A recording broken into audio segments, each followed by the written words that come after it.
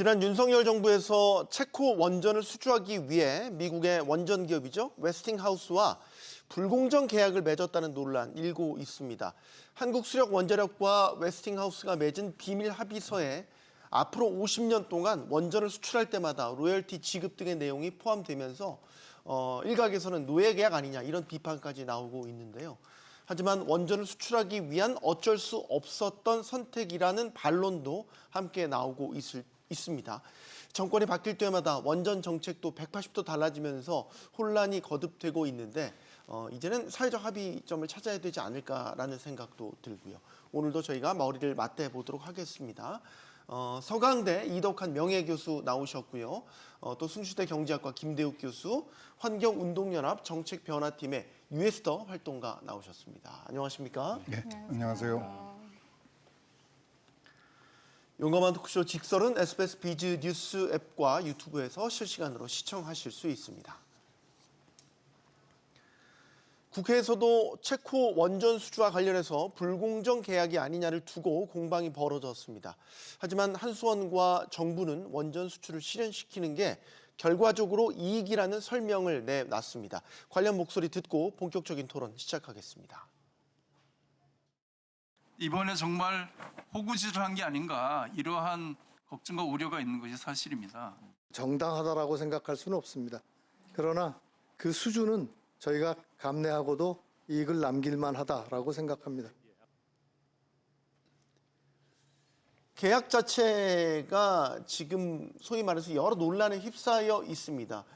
그 교수님, 소위 말해서 우리가 원전 수출하려고 웨스팅하우스에 너무 많은 걸 내주는 거 아니냐는 아주 근본적인 의문이 있다는 말이죠. 교수님께서 어떻게 보십니까? 글쎄요, 1조 원이 넘는 비용을 우리가 웨스팅하우스에다 지불해야 된다 하는 사실만 두고 보면은 엄청나죠. 네, 수출할 때마다 그런다고 하니까. 근데 제 입장에서는 좀 황당합니다. 이런 일이 처음 있는 것도 아니고 2009년에 우리가 UAE에다가 바라카 원전을 수출했을 적에도 네. 똑같은 상황이 벌어졌습니다. 우리가 이제 원전을 죄송합니다. 원전을 수출할 때마다 1조 원씩 줘야 되는 게 문제가 아니라 원전을 수출할 때마다 이런 논란에 휩싸이게 되는 상황이 저는 더 걱정스러운데 아까 앵커께서 소개하시면서 비밀 계약이라는 말씀을 쓰셨고 네. 국회에서는 호구짓이라는 말이 나왔어요. 네. 근데 기업과 기업이 이 지적재산권 관련해서 계약을 체결하면서 공개적으로 체결하는 계약은 저는 본 적이 없습니다. 그 비밀 계약이라는 용어 자체가 굉장한 의도를 담고 있는 거지요. 어떻게 보면 너무 당연한 걸 그렇죠. 마치 의도가 있는 양. 예. 그리고 1조 원이라는 돈이 그 자체만 놓고 보면은 누가 보더라도 엄청난 규모지만은 네. 사실은 원전 한 기의 가격이 10조가 훌쩍 넘는 큰 덩어리입니다. 네. 거기서 지금 얘기되고 있는 거는 그 로얄티만 따지면은 한 1.85% 전체 그 물품 구입 대금까지 합치면은 한 8.7% 정도를 얘기를 하고 있는데 바라카 원전 때도 한 10% 정도를 웨스팅하우스에다가 건네줬던 걸로 알려져 있습니다. 네. 그런 면에서 보면은 사실은 더 지난번보다는 조금 사정이 나아진 것일 수도 있다 이런 말씀을 드릴 수가 있고요. 실제로 이런 상황이 여러 군데서도 반복되고 있습니다. 우리가 지금 LNG 운반선 선박에 최고의 실력을 가지고 있는데 LNG 선박을 건조할 때마다 프랑스의 GTT라는 조그만 회사에다가 5%의 로열티를 주고 있습니다. 10조 원은 하면은 어마어마한 돈을 주고 있는 거죠. 그런 사례들이 넘쳐납니다. 이게 뭘 뜻하는가 하면은 원천 기술이라는 것의 가치가 얼마나 대단한가. 그리고 우리처럼 선진국의 기술을 흉내내고 배워와서 시작한 기술 후진국의 입장에 후발국이죠. 후진국이 아니라 네. 기술 후발 국가가 견뎌내야 되는 감수해야 되는 어려움이 어떤 건가 하는 거를 반복적으로 보여주는 사례라고 할 수 있습니다. 네. 자, 이건 일단 다 의견을 듣고 그다음 토론 이어가겠습니다. 교수님께도 듣겠습니다. 저도 말씀하신 거와 약간 유사한 생각인데요. 그러니까 원전 수출마다 1조 원이라는 돈을 지불한다라는 게 사실 거기서 기술력을 차지하는 부분은 2,300억 정도가 되고요. 그 나머지는 이제 구매 계약 패키지 형태로 해서 8,500억 정도 지급하는 걸로 이제 알려져 있습니다. 네.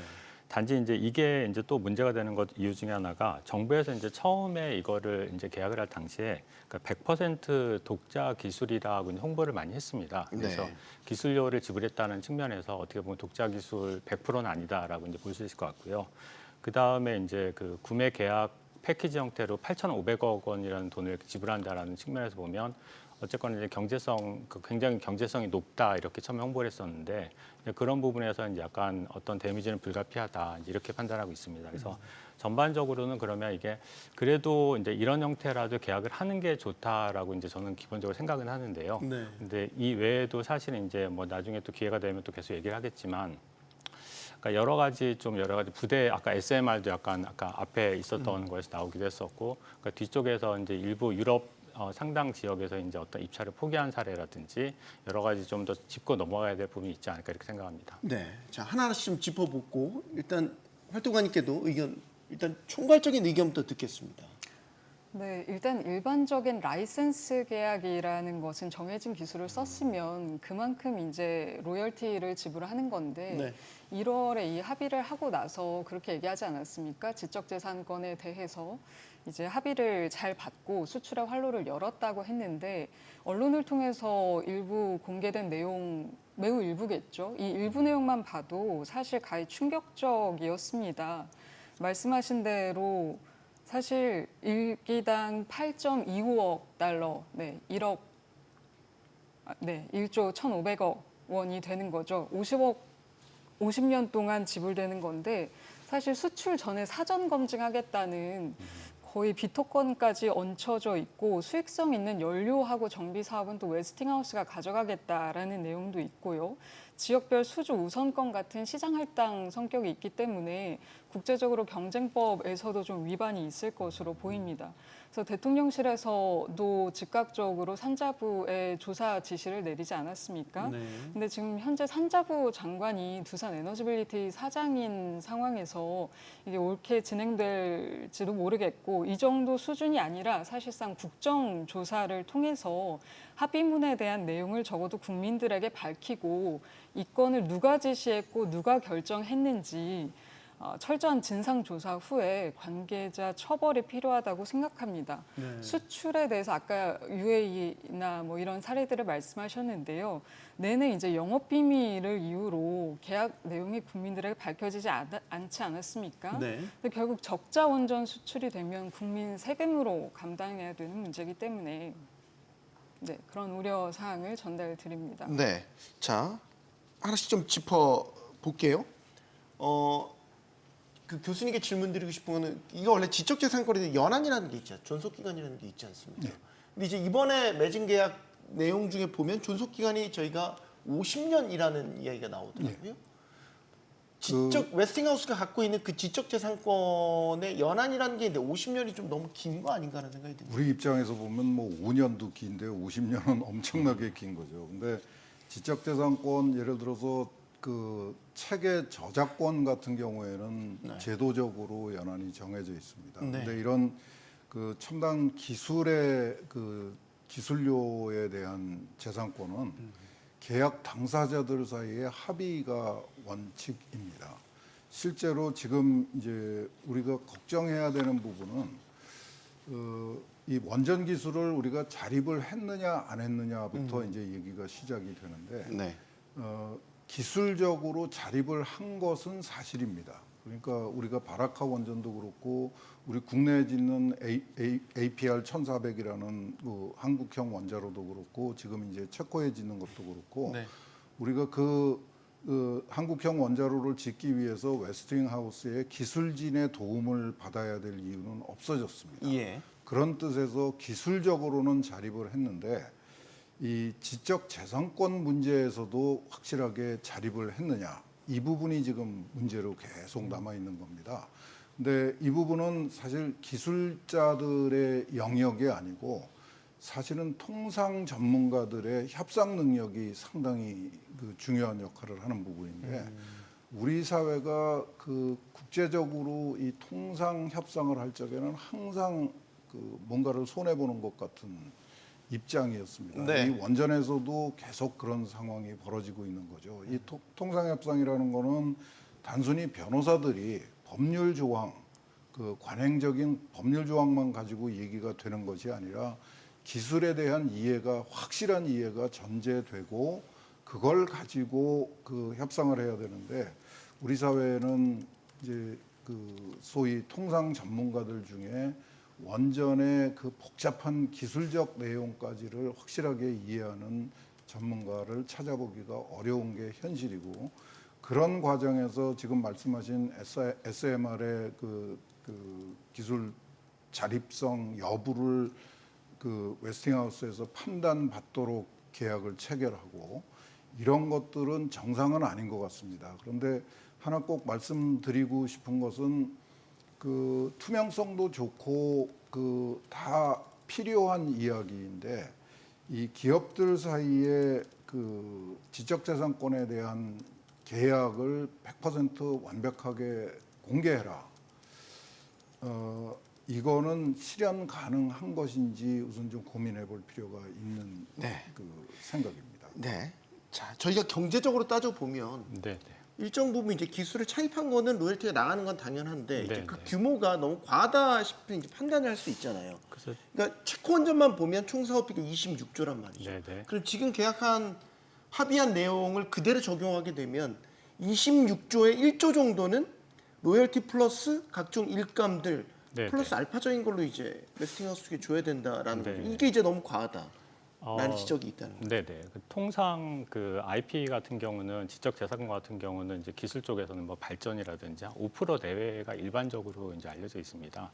근데 이제 구체적인 정확한 수치는 대부분 다 기밀 계약이기 때문에 알려져 있지는 않지만 네. 통상 허용되는 게 5% 내외라고 보면은 그러니까 지금 이 케이스 같은 경우는 그 중에 사실 어떻게 보면 한 일부만 사실 한 2, 3% 정도 한 아까 금액이 정확히 보면은 아까 한 2,300억 정도이기 때문에 한 기당 사실 어떻게 보면 이제 그렇게 과도한 수준은 아니다. 특히 이제 그러니까 이 케이스 같은 경우는 그때 이제 웨스팅하우스에서 이제 법적 문제를 삼아가지고 이제 이거를 우리가 수주를 못할 상황이었기 때문에 그러니까 일반적인 계약에서는 일반적으로 5%를 지급하고 이제 사용을 하는데 이건 아예 이제 전반적으로 웨스팅하우스에서 체코 원전을 수주하는 거에 대해서 이제 법적 문제를 삼았기 때문에 이제 그런 부분에서 좀 어떤 협상에서 불리한 부분이 있을 수밖에 없지 않았나 생각을 합니다.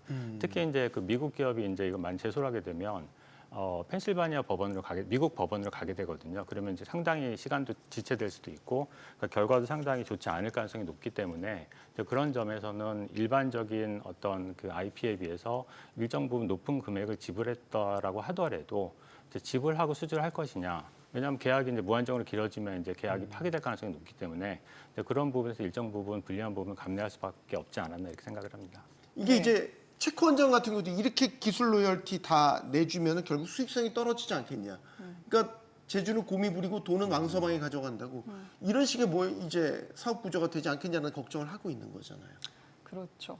사실 이제 아까 1조라고 얘기하셨는데 이번에 수출한 게 2기이지 않습니까? 그래서 한 기당 1조억 원이니까 지금 체코 원전의 경우에는 2조가 넘는 돈을 웨스팅하우스에 주는 게 되는 겁니다. 그리고 이제 두코바니 같은 경우에는 현지화 60%를 또 약속을 했어요. 그래서 체코 현지 업체가 한 15조 원 정도를 가져가게 되는 거죠. 근데 또 이번 합의문을 통해서 나온 것은 해결료 50%를 웨스팅하우스 걸 쓰게 되어 있는데 체코는 또 100% 웨스팅하우스 해결료를 쓰기로 했단 말이에요. 그럼 이런 상황에서 한국이 도대체 뭘 가져올 수 있느냐 싶은데 이번 웨스팅하우스의 협약을 고려하지 않고도 체코 원전 수주 자체에 대한 이 계약의 결함이 있습니다. 수익성이 매우 떨어지는데요. 턴키 EPC 형식이라고 해서 설계부터 시운전까지 지금 한국이 다 책임을 져야 되는 구조인데 그러면 이제 원자재 가격이 상승한다던가 뭐 지연이 된다던가 인허가에 문제가 생긴다던가 이런 모든 리스크를 공급자가 감당해야 되는 구조 아닙니까? 근데 지금 APR 1000을 수주했단 말이에요. 근데 문제는 한수원이 APR 1000을 지어본 경험이 없습니다. 1,400만 한 거고요. APR 1,400을 그러면 어떻게든 설계상으로 줄여는 놨는데 실제로 안전장치나 냉각장치나 이런 것들이 제대로 들어가 있을지 한국의 규제 기준도 거치고 체코의 규제 기준, 유럽의 규제 기준을 다 거쳐야 되는데 이 인허가 절차까지 기다리면서 한수원이 과연 적자를 안 볼 수 있을까 그게 굉장히 궁금하고요. 말도 안 되게 되게 유리한 조건이라서 처음에 2022년에도 EDF랑 웨스팅하우스, 한수원 세 곳이 입찰 경쟁을 벌이다가 EDF가 결국은 이렇게 싼 가격에 이렇게 리스크 부담을 하면서는 할 수 없다고 해서 네. 철수하지 않았습니까? 네. 네, 그래서 한수원이 지금 사실 국가의 보조금을 생각하고 국민 세금으로 충당할 생각하고 불합리한 계약을 체코 원전에도 수주한 것이 아니냐 하는 합리적인 의심이 듭니다. 네. EDF는 이제 프랑스 국영 원전 기업이 되겠고요. 교수님, 그러니까 수익성 문제. 이게 이제 디테일하게 들어가면 들어갈수록 아까 우리가 예상치 못한 복병, 리스크 같은 것들을 만날 수 있잖아요. 예. 그러면 사실 지금의 총 사업비를 가지고 다 할 수 있겠냐. 거기다가 이제 일부 수익성이 있는 거는 웨스팅하우스에 떼줘야 되는 부분도 있는 거고. 예. 걱정을 하게 돼요. 지금 현대 사회에서 그 정말 황금알을 낳는 거위 같은 기술은 없습니다. 어떤 기술을 그 써먹든지 네. 그 경제성을 확보하기 위해서는 굉장히 적극적인 노력이 필요하고 상당한 도전을 감수해야 할 수밖에 없는 게 현재 네. 상황입니다.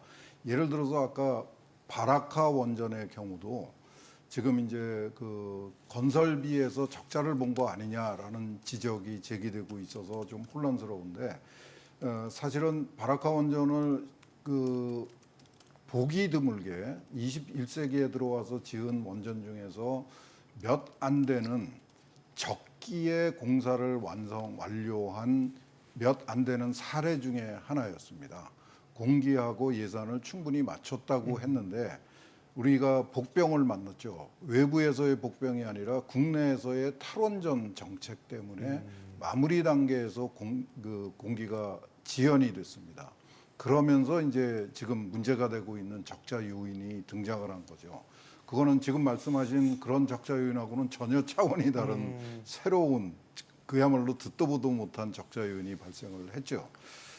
그런 거 가능성까지 다 고려를 하면은 정말 할 수 있는 일은 아무것도 없죠. 그러니까 그 체코의 경우에는 EDF가 중간에서 이제 그 입장을 좀 바꿔가지고 거의 포기했다가 나중에 또 문제 제기를 하고 해서 일이 복잡하게 돌아갔는데 EDF는 지난 한 20-30년 동안에 그 공기를 제대로 못 맞추고 예산을 제대로 못 맞춰가지고 이건 뭐 우리 바라카 원전 수준이 아니고요. 네. 예산을 막 2배, 3배를 증액을 초과했군요. 초과해야 되는 그런 상황을 만들어낸 기업입니다. 그러니까 그런 기업의 입장에서는 체코가 그 매력적이지 않았겠지요. 그런데 우리는 뭐 비록 바라카 원전 한 경우고 그다음에 국내에서의 원전 건설 경험만 가지고도 세계적으로 우리는 그 적기에 적정 예산으로 그 건설을 한 그 능력을 인정받고 있습니다. 그러니까 마음 놓고 돈을 끌어담는 정말 황금알을 낳는 거위를 붙잡은 거는 아니고요. 네. 굉장히 적극적으로 노력을 해야 되고 상당히 불안한 것은 사실이지만 그렇다고 해서 일찍부터 포기해야 되는 그런 계약을 그 체결한 거는 아닌 것 같이 보입니다. 교수님, 하나 더 여쭤보고 싶은 건 아까 APR 1400 모델. 저기 이제 한국형 독점 원전이라고 그게 이제 했단 말이에요. 예. 근데 이제 기술료를 지불한다는 건 완전히 이제 기술적으로 독립을 못했다. 기술 아까도 보이는데? 말씀을 드렸는데 기술적으로는 독립을 했는데 그 기술적으로 독립한 것에 대한 법적 해석의 문제가 남아 있는 겁니다. 복잡한데 이게 우리가 포괄적으로 독점 원전이라고 하면 우리만의 원천 기술을 가지고 만든 한국형 원전이다. 이렇게 봐야 되는 거예요. 그렇게 보는 게 상식인데 우리처럼 후발 그 기술 국가에서는 네. 원천 기술의 족쇄에서 벗어나는 일이 그렇게 쉽지 않습니다. 그래서 원천 기술이라고 그러는 겁니다. 그러니까 원천 기술을 변형을 시켜서 우리 나름대로 독자적인 기술을 만들었는데 그 기술을 제공했던 측에서는 계속해서 저거는 아직도 우리 거라고 주장을 하는 거고, 그 싸움을 성공적으로 진행시켜서 그 독자성을 인정받는 단계는 통상 전문가들의 몫입니다. 근데 그 부분에서 우리가 상당히 취약하다는 지적을 아까 드린 겁니다. 네, 교수님. 아까 그 말씀하신 거에서 이제 대부분 다 동의하는데 한 가지가 그 바라카 원전 같은 경우는 이제 그 1,400억 정도 추가적으로 이제 돈을 이제 공기가 연장이 돼서 지불해야 되는 걸 알려져 있는데, 이제 그게 이제 사실 우리나라 탈원전 논의라고 뭐 일부는 그렇게 볼 수도 있겠지만, 핵심적인 문제가 2011년도에 이제 후쿠시마 원전 사태가 나면서 안전 그 요건이 굉장히 강화가 됐습니다. 네. 사실은 제가 알기로는 어떤 계약서에 있지 않았지만 안전 문제 때문에 이제 추가 공사를 하다 보니까 공기가 지연이 되고, 그로 인해서 비용이 1,400억 정도 더 발생이 된 걸로 알고 있습니다. 그래서 결과적으로 현재 이제 재무제표 상으로는 이제 뭐 좀 알려져 있는 바는 마이너스 0.2% 정도 누적해가지고 이제 손실이 나는 걸로 알려져 있습니다. 그래서 네. 그 부분은 사실 어떻게 보면은 뭐 탈원전과 일부 연결이 돼 있다고 볼 수 있겠죠. 후쿠시마 원전 때문에 또 탈원전이 나타났으니까 그런 문제와 연결이 돼 있다라고 보는 게 더 정확할 것 같습니다. 사실 국회에서도 이게 이제 현안 질의를 하면서 논란이 됐던 거예요. 2017년에 마치 기술 독립을 한 것처럼 한수원 입장에서는 홍보도 하고 했었는데, 한수원 사장 여기에 대해서 오해 생기게 한 건 잘못이다. 네. 이제 이런 설명을 내놨습니다. 활동가님 어떻게 보세요? 사실 말장난이라고 봐야 되겠죠. 지금 기자님이 질문하신 것처럼 원천 기술하고 상관없이 우리 독자 기술 획득했다라고 얘기하면서 국민들에게 이제 수출에 대해서 아무 문제 없는 것처럼 얘기하지 않았습니까? 근데 황주 한수원 사장도 원천 기술하고 기술 자리 별개의 이야기다라고 했어요. 근데 가학 경수로 시스템 자체가 웨스팅하우스가 세계 최초로 개발한 건이라서 경수로 시스템을 사용하는 한 원천 기술은 웨스팅하우스에 있는 것이고, 즉 이렇게 되면은 지적재산권, 즉 IP 경계가 완전히 깨끗하게 정리가 되지가 않는 거예요. 그래서 설계를 아무리 국산화한다고 해도 이게 경수로 원전인 한 웨스팅하우스에서 계속해서 문제 제기를 할 수밖에 없는 거죠. 그리고 결국은 이렇게 되니까 SMR 관련해서도 사전 검증하겠다 검열권까지 내주게 된 거고요.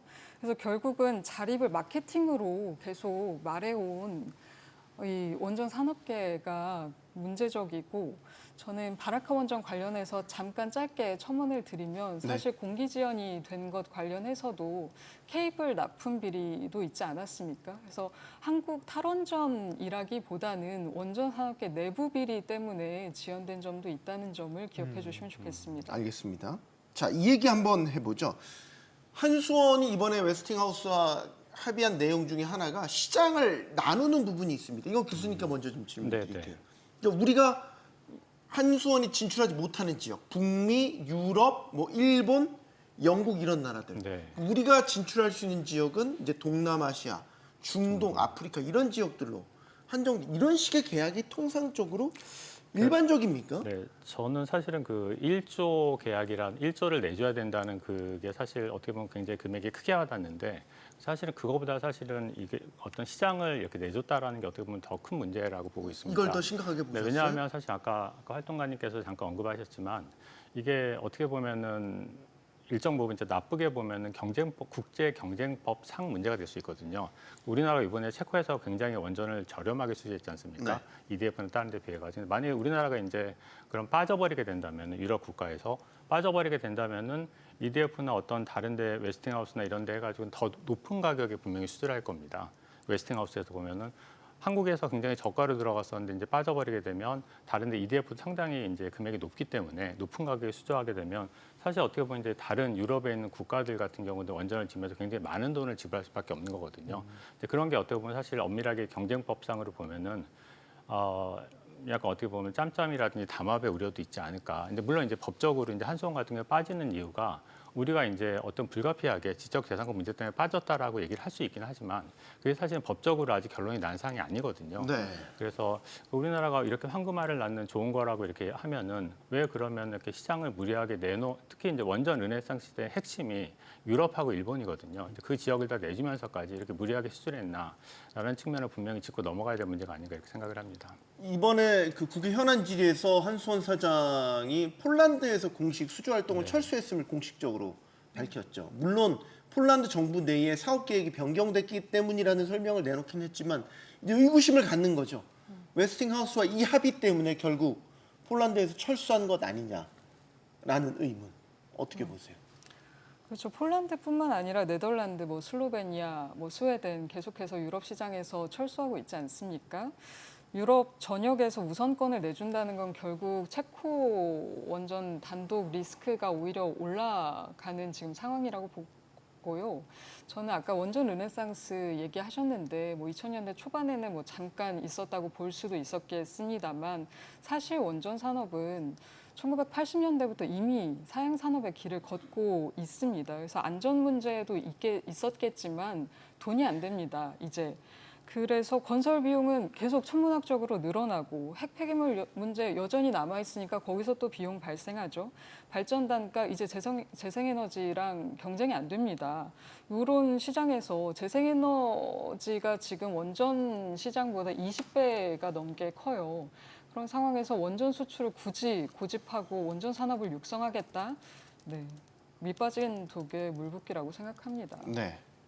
우리가 유럽 시장을 내주고서라도 이렇게 했어야 됐나라는 글쎄 그 논란에 부분은 저도 좀 아쉽게 생각을 합니다. 그리고 아까 김 교수님께서 말씀하셨지만 이 계약이 과연 국제사회에서 수용이 될 수 있는 건가? 그 공급자들이 둘이 모여서 시장을 자기들 마음대로 그 구획을 해가지고 이건 내 거, 이거는 저건 네 거 이렇게 네. 계약을 했다는 거거든요. 근데 이게 국제사회에서 이야기하는 거부하는 아주 담합의 가장 전형적인 모습이죠.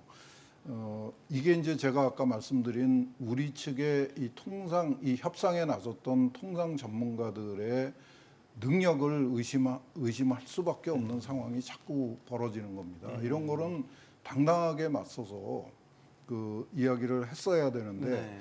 아마도 그동안에 이제 언론에 보도되는 이야기들을 보면은 뭔가 다른 생각을 좀 하고 있었던 것 같아요. 한수원이나 한전이 그 웨스팅하우스하고 그 컨소시엄을 만들어 가지고 시장에 진출하는 그런 그 좀 뭔가 어설픈 기획을 하면서 이런 양보를 했던 것 같아요. 그래서 지금 당장 그 이번에 그 한미 정상회담을 계기로 해서 미국 시장에 진출하는 가능성에 대해서 이야기가 본격적으로 나오기 시작하거든요. 네. 이번 지금 흘러나온 얘기로는 미국은 우리가 들어갈 수 없는 영역인데 네. 합의 사항. 우리가 웨스팅하우스하고 컨소시엄을 만들어서 같이 들어가게 되면은 얘기가 달라진다는 거죠. 아마 그런 그 꼼수 아닌 꼼수를 생각했던 거 아닌가 싶은데 그 지금 이제 문제가 되는 거는 이런 거죠. 원전의 그 미래 가치, 원전 기술의 미래 가치가 그러면 과연 재생에너지한테 완전히 자리를 내줄 정도로 흔들리고 있느냐. 그 부분에 대해서는 그 고려해 볼 부분이 굉장히 많습니다. 그러니까 기후 위기에 대한 대응의 수단으로서도 그렇고 경제성 면에서도 그렇고 안전성 면에서도 그렇고 여러 가지로 그 논쟁의 가능성이 있는 영역이고요. 그거보다는 그 뭔가 좀 그 우리 그 원전 산업계 한수원을 비롯해서 원전 산업계가 국민들한테 뭔가 오해 가능성이 있는 발언을 너무 많이 했다. 네. 그런 부분에서 정말 아쉽다고 하지 않을 수가 없는 상황입니다. 네. 차기 원전 모델로 뜨는 게 이제 SMR이라고 해서 소형 모듈 원전 이 부분인데 이것도 좀 납득이 안 가는 부분은 이거는 왜 웨스팅하우스의 기술 검증을 받아야 되는 거죠? 이거 마치 그런 거 아닙니까? 반도체 신공정 만들었는데 경쟁사한테 이거 한번 검사해 주세요. 지금 이런 지금 모양새란 말이죠. 이것도 좀 납득이 안 간다는 지적이 많아요. 네, 맞습니다. 그래서 SMR 같은 경우도 이제 그 차세대 어떤 소형 원자로인데 이건 우리나라에서 사실은 어떻게 보면은 그 11차 정기보원 계획상으로는 35년 정도에 0.7기가 정도가 들어오는 걸 이제 예정이 돼 있습니다. 그래서 굉장히 어떻게 보면 큰 양은 아니긴 한데 지금 이제 그 현업에 계신 분들하고 이제 제가 어떤 뭐 학교라든지 이렇게 해서 얘기를 좀 해보면 사실상 굉장히 오래 걸릴 수밖에 없는 거다. 당장 우리가 계약은 했지만 사실 이제 국산에서 이제 수출하려고 그러면 우리나라에서 이제 상용화도 좀 한 다음에 수출해야 되는데 그러면 이게 2035년이 아니라 훨씬 더 이후에 되는 거기 때문에 네. 당장 경제적 충격은 없다라고 하고 그 다음에 그 SMR 같은 경우도 실제로 이제 원전이기 때문에 그 들어가는 원천 기술은 어쨌거나 아까 처음으로 돌아와서 이제 그 원천 기술의 지적 재산권 문제에서 자유롭기는 상당히 어렵지 않을까. 그래서 사실은 계약은 안 했더라도 사실은 나중에 이제 그 웨스팅하우스에서 문제를 제기하면은 문제될 소지가 다분히 있을 수밖에 없는 상황이긴 합니다. 그래서 네. 이제 그거를 우리가 근데 단지 이렇게 굳이 이걸 문서화했어야 됐냐라는 거에 대해서는 분명히 이제 논란이 있을 수밖에 없다라고 판단이 됩니다. 웨스팅하우스가 너무 갑질하는 거 아닙니까, 교수님? 갑질 같아요. 그리고 이런 문안을 그 합의해준 한수원 측에도 정말 좀 그 답답합니다. 네. 그 SMR은 저희한테는 참 그 안타깝기 그지없는 그 기술입니다. 이 SMR이 이름이 이제 SMR이 되고 나서 그 역사가 사라져 버렸는데 사실 그 2000년대 초반에 네. 우리나라에서 스마트 원자로라는 기술을 기억납니다. 개발을 시작을 했습니다. 네. 그게 사실은 세계 최초의 SMR입니다. 근데 그거를 이제 그 실시 설계까지 완성을 해서 국내에서 개발을 하자 그러는데 그 탈원전이 시작됐습니다. 그래서 그게 국내에서 그 시작을 못하고 사우디아라비아하고 같이 협조를 해서 그 계속하기로 했었는데 네. 그마저도 무산이 되어버렸습니다. 그러면서 이제 한참 시간이 지나서 이게 스마트 원자로가 우리가 시작했던 스마트 원자로가 이제 SMR로 진화를 한 거죠. 네. 그러면서 갑자기 우리가 그야말로 이 SMR 분야의 그 선두주자였었는데 지금은 이제 후발주자가 되고 웨스팅하우스에까지 발목을 잡히는 상황을 만들어 버린 겁니다. 이게 참 이 과학기술계 입장에서는 정말 안타까운 특히 뭐 SMR도 엄밀하게 말하면 경수로 기반인 거는 맞습니다. 그 속에 들어가는 그 SMR 속에 들어가는 원자로 자체는 경수로 기반이에요. 그러니까 그것 때문에 아마 이렇게 발목을 잡힌 것 같은데 그렇다고 하더라도 이렇게까지 정말 문서화를 해줬어야 되는가 정말 아쉽습니다. 네. 활동가님께서도 이렇게 SMR까지 기술 검증을 받아야 되는 건 너무 과도한 부분까지 내준 것이다 이렇게 보시나요?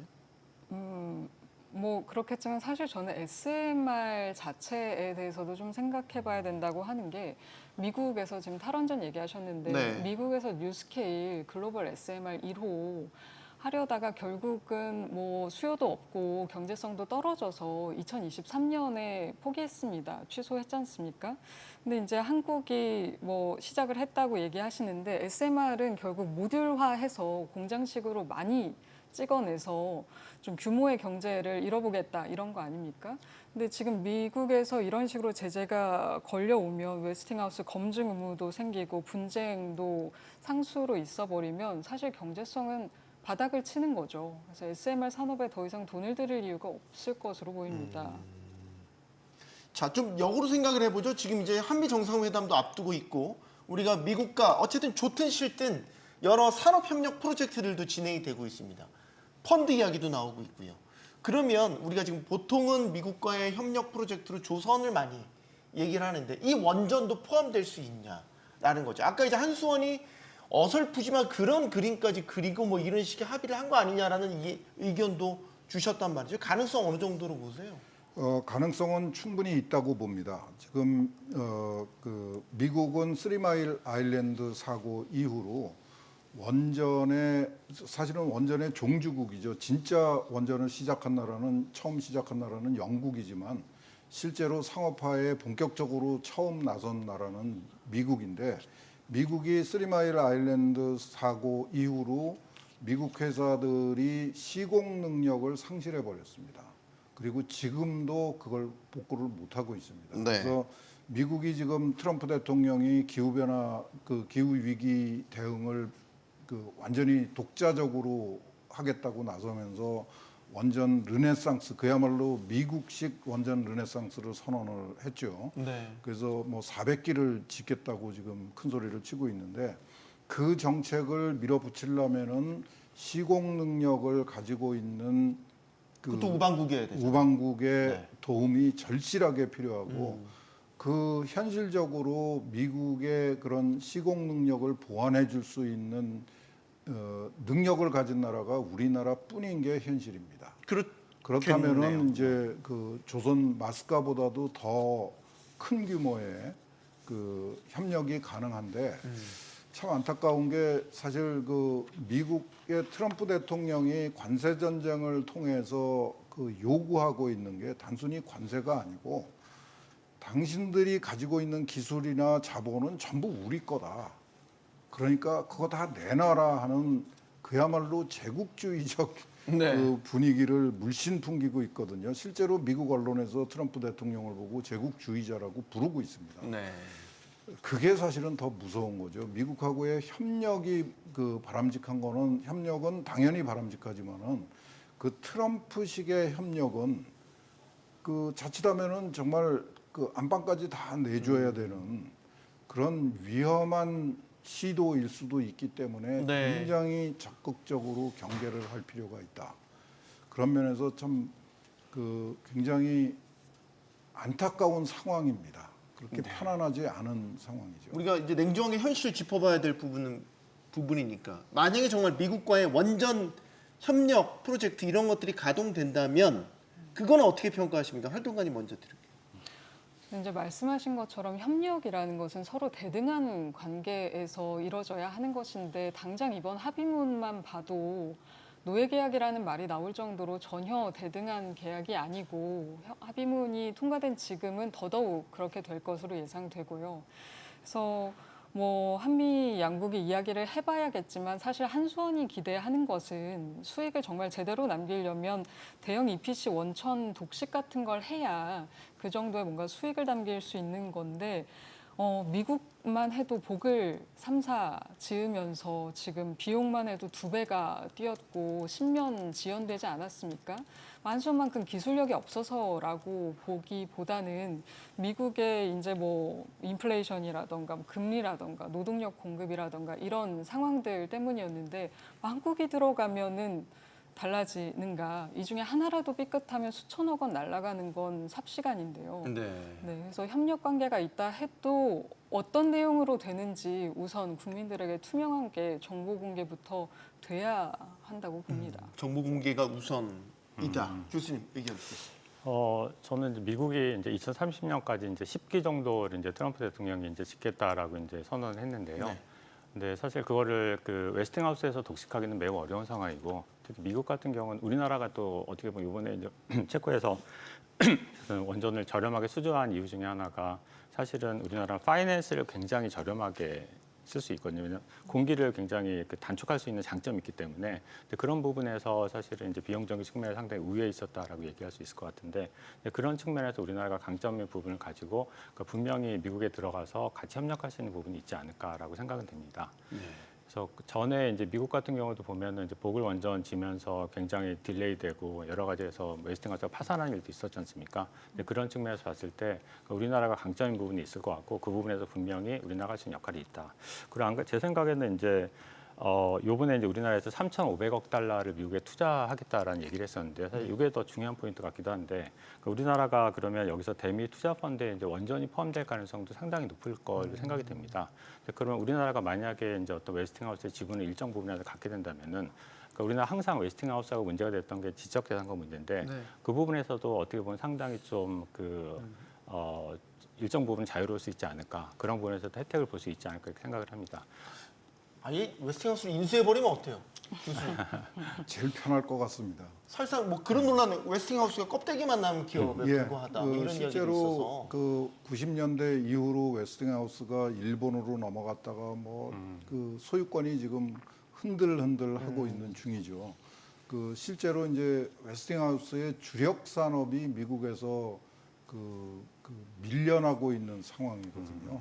그러니까 텃밭을 잃어버린 결과입니다. 그래서 사실 우리가 노력하면은 웨스팅하우스를 우리가 인수하지 못할 이유도 없을 것 같습니다. 근데 과연 웨스팅하우스를 인수하는 것이 우리 국가 경제에 정말 도움이 되는 것인지 그거는 물론 좀 네. 심각하게 검토해야 되겠죠. 제가 근데 네. 최근에 이제 원전 르네상스가 되면서 그 웨스팅하우스를 브룩필드하고 이런 데서 이제 인수했을 때 금액에 비해 가지고 현재 가격이 시장에서 돌아다니는 루머로는 한 10배 정도 가격이 올랐다라고 그럽니다. 그때와 10배 나요? 상황이 네네 10배 정도까지 올랐다는 루머가 이제 이쪽 업계에서 있는 걸로 알고 있습니다. 본인들이 스스로 막 퍼뜨리고 사실 다니는 거 아닙니까? 어떻게 보면은 이제 뭐 그게 어떤 뭐 지분 투자라는 뭔가 다른 얘기가 있었으니까 그런 얘기가 나왔을 것 같긴 한데 그래서 지금은 너무 가격이 높기 때문에 그러니까 인수하려면 나중에 좀 가격이 좀 저렴했을 때 인수하는 게 좋지 지금처럼 가격이 높을 때 이제 들어가는 건 바람직한 것 같지 않고 어떤 프로젝트 파이낸싱 형태로 이제 일정 프로젝트에 들어가든가 일정 부분 지분 투자만 하는가 이 정도가 현실적이지 않나 이렇게 생각을 합니다. 알겠습니다. 이 매 정권마다 원전 정책은 아시겠지만 뜨거운 감자였습니다. 이제 이재명 정부가 들어섰죠. 이재명 대통령은 지난 대선 과정에서 에너지 믹스 방침을 밝혔습니다. 당시 목소리 듣고 계속 토론 이어가겠습니다. 일도 양단으로 판단할 수가 없다는 걸 먼저 말씀을 드리고요. 가능하면 원전을 활용은 하되 너무 과하지 않게 재생에너지 중심 사회로 전환해 가자. 일단은 이재명 정부의 에너지 정책과 관련돼서는 얼마 전 발표된 국정 운영 5개년 계획에서 이 원자력 발전과 관련된 내용은 빠졌습니다. 이게 이제 이전 정부와는 명확하게 또 대비되는 그런 부분이기도 하죠. 일단은 이재명 정부의 에너지 정책 방향성, 일단은 신재생 에너지 쪽에 좀 더 무게를 두는 정책 방향을 갖고 있는데 이건 활동가님의 먼저 의견을 듣겠습니다. 어떻게 평가하십니까? 이제 방금 보신 이재명 대통령 저 발언 직후에 이제 원전은 안전 문제가 있다라는 말씀을 덧붙이셨습니다. 근데 실제로 그렇죠. 지금 현재 가동 중인 원전에서도 방사능 노출 이슈가 계속 있고 잦은 고장도 있고요. 특히 윤석열 정부에서 막무가내로 추진했던 노후화된 원전 10기 수명 연장이 지금 절차 중에 있지 않습니까? 네. 근데 지금 절차적인 문제도 있고 기술적인 문제들도 있고 주민 의견 수렴도 비민주적으로 진행됐다는 수렴 절차도 제대로 되지 않았다는 목소리가 계속 있습니다. 윤 정부에서 신규 원전 2기 건설도 계획을 했는데 네. 지금 핵폐기물 처리 방안도 없고 원전 밀집도도 세계 1위가 대한민국이거든요. 국내에서 더 지을 부지도 사실 없고요. 그래서 세계 흐름에 맞게 재생에너지 빠르게 확대하자라는 기조에는 동의합니다. 방식에 대해서는 좀 더 논의를 해야 되겠지만요.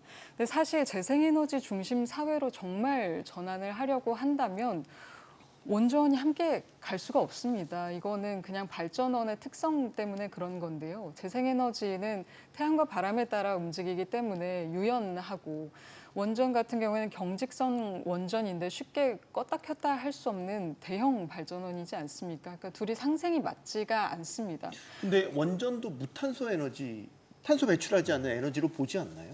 탄소를 적게 배출하죠. 그러니까 우라늄의 채굴 과정부터 보면 탄소 배출을 안 하는 것이 아닙니다. 네. 한국에서 우라늄이 나지 않으니까요. 그런데 이제 문제는 안전 문제랑 이런 노후 문제, 지역 주민들의 수용성 문제들을 다 감안하고서도 원전을 계속 돌리겠다고 하는 것은 네, 어려운 선택지일 것 같고요. 지금 대통령께서 말씀하시는 재생에너지 중심 사회로의 에너지 전환이라는 것은 어딘가에서 어딘가로 180도 바뀐다는 것인데 그것은 결국은 원전에서 탈원전 사회로 이행하는 것이 전제된 이야기로 해석해야 된다고 봅니다. 네. 자, 의견 한 분씩 듣겠습니다, 예. 교수님. 참 그 에너지 믹스, 에너지 전환의 문제는 우리 사회에 정말 뜨거운 감자입니다. 네. 신재생 에너지가 듣기는 굉장히 좋습니다. 근데 방금 말씀하셨다시피 신재생에너지의 가장 큰 특징이 유연성이죠. 유연성을 다른 말로 하면 간헐성이라고 그럽니다. 24시간 전력 공급이 안 되는 게 재생에너지의 가장 큰 특징이죠. 근데 지금 이제 우리 사회가 걱정하기 시작하는 AI 기술의 등장과 함께 필요하다는 데이터 센터는 네. 24시간 유연하지 않은 에너지 공급이 필수입니다. 고정적 에너지 공급이 그렇죠. 이루어져야 되는. 그 안정적이고 지속적인 에너지 전력 공급이 필수인데 그 데이터 센터는 재생에너지 태양광 풍력 가지고는 유지가 불가능하죠. 그 얘기를 하면은 들고 나오는 게 항상 만능의 해결사처럼 들고 나오는 게 ESS예요. 에너지 저장 장치예요. 네. 에너지 저장 장치는 안타깝게도 화재 위험성을 극복을 못했고 가격 경쟁력을 지금 확보를 못하고 있습니다. 그런데 그게 완전히 그 24시간 그 안정적인 전력 공급을 해주는 기저전원을 대체할 수 있는 것처럼 얘기하시는 게 현실적으로 그 좀 어려운 거죠. 그리고 그 모든 기술에는 그 위험의 가능성이 수반이 됩니다. 지금 뭐 햇빛 연금, 바람 연금 이런 거 가지고 지금 국민들을 정말 끌어들이려고 노력을 하고 있는 태양광 풍력도 사실은 상당한 양의 그 이산화탄소 배출이 있습니다. 태양광 패널을 만들고 풍력 블레이드를 만드는 과정에서 엄청난 에너지 투자가 필요하고요. 그다음에 그 태양광과 풍력 발전기의 수명은 20년 정도입니다. 근데 20년 지나고 나면은 그걸 폐기를 해야 되는데 태양광 패널의 경우에는 주 원료가 유리입니다. 네. 유리는 우리가 현대 사회에서 사용하고 있는 소재 중에서 가장 값싼 소재입니다. 그 값싼 소재를 태양광 패널을 재활용해서 생산하겠다는 거는 설득력이 떨어지는 얘기거든요. 그래서 그 태양광 풍력 같은 재생에너지가 그야말로 우리가 정말 폭포처럼 소개받았듯이 진정한 친환경적이고 깨끗하고 안전한 그 전력 원이냐 하는 거에 대해서는 반론이 굉장히 많을 수 있습니다. 그래서 네. 이 에너지 믹스의 문제는 위험성이나 청정성을 가지고 단편적으로 얘기해야 될 것이 아니고 네. 우리 사회가 무엇을 어떻게 확보할 수 있느냐에 대해서 굉장히 심각하게 고민을 해야 됩니다. 얼마 전에 스페인에 대정전이 일어났죠. 태양광 설비 때문에 일어난 걸로 확인이 됐습니다. 우리도 그런 가능성을 외면할 수 없는 거죠. 지금 뭐 제주도에다가 태양광 풍력을 잔뜩 지어놓고 그 전력 수급에 문제가 생기니까 갑자기 제주도에서 해남까지 그 초고압 직류 그 송전선로를 깔아놨어요. 근데 깔아놓고 지금 1년 내내 아무것도 안 하고 놀고 있습니다. 왜 깔았는지 알 수 없는 그 투자를 해버린 거거든요. 지금 그 호남 지역에서 그 수도권으로 그 똑같은 초고압 직류 송전선로를 깐다고 그러는데 그것도 그 깔아놓으면 하루에 가동 시간이 최대 5시간을 넘을 수가 없는 아주 제한적인 에너지 고속도로가 될 수밖에 알겠습니다. 없는 상황입니다. 그 이재명 대통령의 핵심 에너지 정책 중에 하나가 재생 에너지 중심 전환을 말씀하셨습니다. 그래서 사실 우리나라가 이제 그 전력 수급 기본 계획은 이제 얼마 전에 발표한 거에 따르면 그 재생 에너지도 2030년까지 현재 한 10% 좀 안 되게 돼 있는데요. 한 21%, 그다음에 이제 35년까지 28% 정도로 이제 늘어나게 돼 있습니다. 그래서 그 재생 에너지 중심으로 전환된다는 것에는 원래 계획도 이제 이견 없는데 그러니까 재생에너지가 상당히 이제 어떻게 보면 깨끗하고 좋은 에너지긴 하지만 문제 중에 하나가 재생에너지가 많이 발전하는 지역과 전력을 실제로 사용하는 지역 간에 이제 거리가 있기 때문에 그 전력을 보내야 되는 송정만 문제가 또 필수적으로 이제 따라올 수밖에 없습니다. 근데 전력을 보내는데 그러면 송전망을 건설해야 되는데 이제 거기서 이제 갈등이 있을 수밖에 없고요. 그 재생에너지 같은 경우 또 비용이 상당히 비쌀 수밖에 없습니다. 그리고 발전소, 그러니까 재생에너지 태양광이나 풍력을 발전하더라도 그러니까 백업 발전기가 필수적으로 들어가야 돼요. 그래서 상당히 돈이 굉장히 많이 들 수밖에 없는 상황입니다. 그래서 그런 부분에서 사실은 이제 국민적 합의가 그러니까 재생에너지 중심으로 가는 건 좋은데 거기서 따라올 수밖에 없는 어떤 전기요금 인상 부분은 국민한테 충분히 설명하고 이제 그런 거에 대해서 이제 사회적 합의를 이끌는 게 매우 중요할 것 같습니다. 네. 그다음에 이제 원전 같은 경우는 사실은 전에도 그러니까 조화로운 어떤 실용적인 측면을 많이 대통령께서 강조를 하셨는데요. 그러니까 실용적이라는 측면에서 사실은 원전이 물론 이제 그 원자력 폐기물 문제라든지 논란이 있긴 하지만 그래도 우리나라 발전 단가에서 보면 상당히 저렴한 건 사실이거든요. 다른 어떤 태양광이나 풍력이나 이런 거에 비해 가지고 저렴한데 그리고 그 외국 사례를 보더라도 원전을 하고 있다가 나중에 이제 독일 같은 거 사례를 들어보면은 상당히 독일 경제가 굉장히 어렵지 않습니까? 네.